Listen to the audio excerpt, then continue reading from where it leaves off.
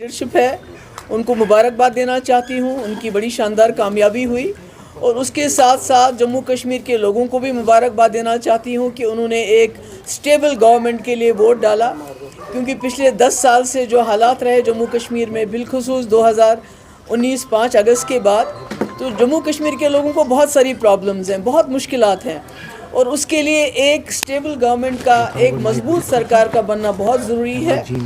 मैं जो हमारे पीडीपी के जो हमारे लीडर्स हैं, वर्कर्स हैं, जिन्होंने हमें बहुत मुश्किल हालात के बावजूद वोट डाला, उनकी भी बहुत शुक्रगुज़ार हूँ और उनसे यही अपील करूँगी कि हिम्मत नहीं हारनी चाहिए।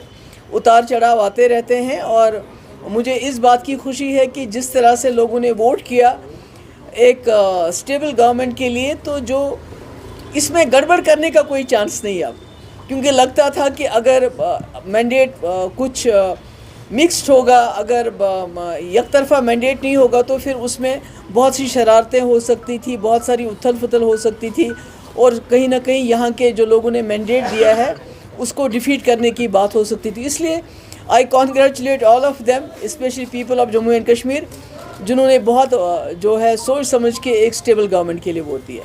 If you want to ask anything, please go ahead. PDP 2014 में 28 सीटें जी और 2024 में 3 सीटें। जी क्या कहेंगे? 96 में नेशनल कॉन्फ्रेंस 60 सीटें, 2014 में 16 सीटें। ये उतार चढ़ाव आता रहता है, इसमें क्या करेंगे आप? लोगों की विक्ट्री है, लोगों की चॉइस है। आपको लोगों की चॉइस, जो उनकी मर्जी है, उसकी कदर करनी चाहिए, उनकी इज्जत करनी चाहिए। जमहूरियत में तो यही होता रहता है। नहीं, मुझे लगता है कि लोग चाहते थे एक स्टेबल गवर्नमेंट और उनको लगा नेशनल कॉन्फ्रेंस और कांग्रेस जो है वो हमें स्टेबल गवर्नमेंट दे सकती है और कहीं ना कहीं बीजेपी को दूर रख सकती है। I think that is the, मुझे लगता है सबसे बड़ी वजह। सॉरी जी, 2014 में आपने जो बीजेपी के साथ, मैं कहती हूँ वो तो बात की बात है, अब क्या हुआ। पर मेरा ये है कि जम्मू कश्मीर के लोगों ने एक स्टेबल गवर्नमेंट के लिए वोट डाला, जो उनको लगा कि नेशनल कॉन्फ्रेंस और कांग्रेस एक गवर्नमेंट, स्टेबल गवर्नमेंट दे सकती है और बीजेपी का मुकाबला डट के कर सकते हैं, तो उसके लिए उन्होंने वोट दिया। मैम, आपने कहा आपके बगैर यहाँ पर सेक्युलर सरकार नहीं बनेगी, तो अब क्या लग रहा है आपको? नहीं, अब तो मेरे ख्याल में बहुत अच्छी, मैंने तो वही, मैं तो कह रही हूँ कि लोगों को मुबारकबाद दे रही हूँ कि उन्होंने हंग असेंबली को नहीं चुना, एक स्टेबल गवर्नमेंट के लिए वोट दिए। ये तो मुबारकबाद है लोगों के लिए।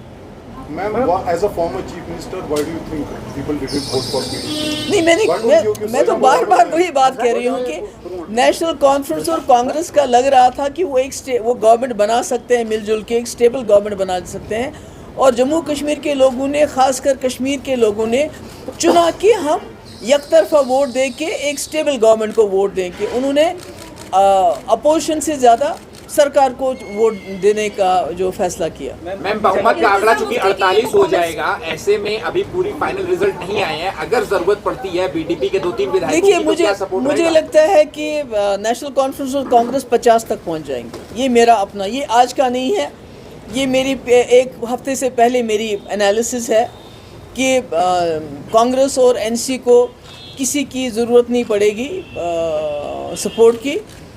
हालांकि जब मुझसे कई कांग्रेस लीडरशिप ने बात भी की, मैंने उनको यही बताया, आज से 2-3 दिन पहले मैंने कहा एनसी और कांग्रेस की जो है मिलजुल के आपके इतने सीट्स आएंगी, आपको बाहर के सपोर्ट की ज़रूरत नहीं पड़ेगी, and that is I have been proved right. Okay, आपको क्या लग रहा है मरकज़ी सरकार को क्या मैसेज गया है आज के रिजल्ट? नहीं, मैसेज ये गया है कि जम्मू कश्मीर के लोग बहुत अक्लमंद हैं, बहुत वाइज हैं और उन्होंने इलेक्शन में इसका सबूत दिया है कि वो नहीं चाहते हैं यहाँ मरकज़ी सरकार को कोई तोड़ फोड़ करने का मौका मिले, क्योंकि अगर यहाँ पर खुदा ना खास्ता हंग असेंबली होती तो बहुत तोड़ फोड़ हो जाती और फिर जम्मू कश्मीर के लोगों को इतनी मुश्किल के बाद जो सरकार मिल रही है, शायद वो सरकार भी नहीं नसीब होती। तो अब my all the best wishes are for the जो गवर्नमेंट बनने वाली है कि, और लोगों की बड़ी उम्मीदें हैं, उनसे वाबस्ता हैं, बड़ी मुश्किलात हैं लोगों को, ख़ासकर जो हमारे नौजवान बाहर के जेलों में बंद हैं, उसके हवाले से, अनएम्प्लॉयमेंट के हवाले से,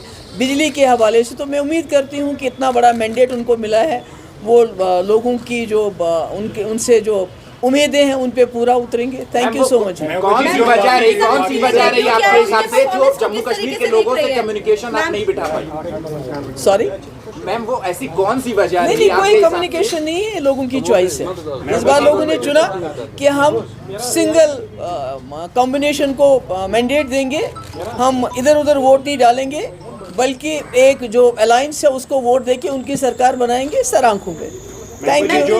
मोदी जी ने डेब्यू किया है उनके परफॉर्मेंस। इतनी टक्कर में तो पीडीपी है। Okay. नेशनल कॉन्फ्रेंस का मुकाबला किसके साथ हो रहा है यहाँ पर कश्मीर में? It's PDP.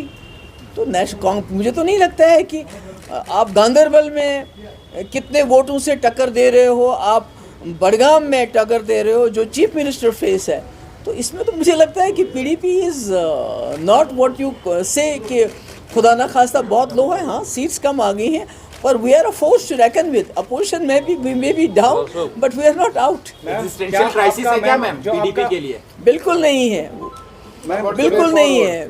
पीडीपी खुश आ गया, लोगों को पता है किससे क्या काम लेना है। मैम एलजी 5 मेंबर्स को नॉमिनेट कर रहे हैं आप। That is very wrong on their part. वही तो मैं कह रही हूँ कि जम्मू कश्मीर के बिलखुसूस कश्मीर के लोगों ने बहुत अक्लमंदी से काम लिया है। अब सोच लिया अगर ये मैंडेट फ्रैक्चर्ड होता तो वो 5 मेंबर्स कितने रेलिवेंट हो जाते, और जो सरकार लोगों ने चुनी वो सरकार बनती ही नहीं, बल्कि वो सरकार बनती जो बीजेपी चाहती। तो ये तो बड़ा बुरा है जो एलजी ने किया है कि नॉमिनेट की। ये नहीं करना चाहिए, ये इमोरल है, अनकॉन्स्टिट्यूशनल है मेरे हिसाब से। जो 2019 के बाद पार्टी स्प्लिट हुई थी, उसमें सारे वर्सेस यानी कि ऑल वर्सेस नेशनल कॉन्फ्रेंस हमने देखा। क्या आपको लग रहा है कि ये नहीं, मुझे तो नहीं लगता। मुझे लगता ऑल वर्सेस पीडीपी था, क्योंकि नेशनल कॉन्फ्रेंस, कांग्रेस, बाकी जमातें तो एक साथ थी। ये तो ऑल वर्सेस पीडीपी था, इंक्लूडिंग बीजेपी गवर्नमेंट, जिन्होंने हमारी पार्टी की इतनी तोड़ फोड़ की, इतनी तोड़। अगर 40 मेंबर किसी और पार्टी से निकले होते, एक्स मिनिस्टर्स, लेजिस्लेटर्स, मेंबर पार्लियामेंट्रियंस, वो पार्टी तो कहीं नज़र ही नहीं आती। हम तो आज भी टक्कर दे रहे हैं, लड़ रहे हैं।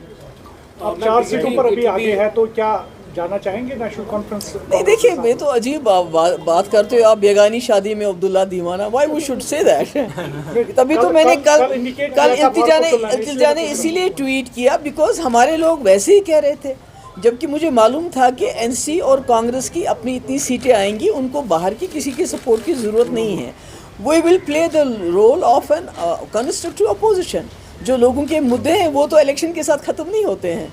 मैम, जिस तरह से जो ऑन ग्राउंड आप प्रचार वगैरह कर रहे थे, तभी आपको अनुमान लग गया था कि इस तरह का ही लगभग रिजल्ट? नहीं, मुझे ये लग रहा था कि लोग जो हैं सरकार चुनेंगे, अपोजिशन नहीं चुनेंगे। मैम, क्या आपका चुनाव ना लड़ा जाना भी एक फैक्टर मानते हो? नहीं, मेरा चुनाव को बीच में मत लाइए। मेरा चुनाव तो मैंने बोल दिया है कि मैं एक बहुत पावरफुल चीफ मिनिस्टर रही हूँ, जिसने बीजेपी के 2 मिनिस्टरों को ड्रॉप कर दिया। ऐसे ये तो कोई कर नहीं सकता है। मुझे बताइए कंट्री में कहीं हुआ है ऐसा, जिसने 12,000 नौजवानों की एफआईआर वापस ली?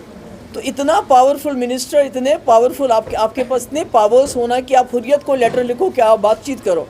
तो आज आपको हर चीज़ के लिए, जैसे उमर साहब ने कहा, एलजी के दरवाजे पे जाना पड़े, तो मैं तो ऐसा नहीं कर सकती।